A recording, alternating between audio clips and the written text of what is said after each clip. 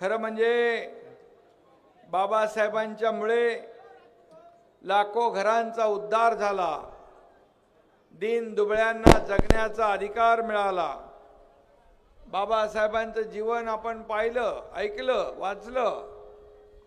एक संघर्षाने भरलेलं बाबासाहेबांचं जीवन आणि या अवघ्या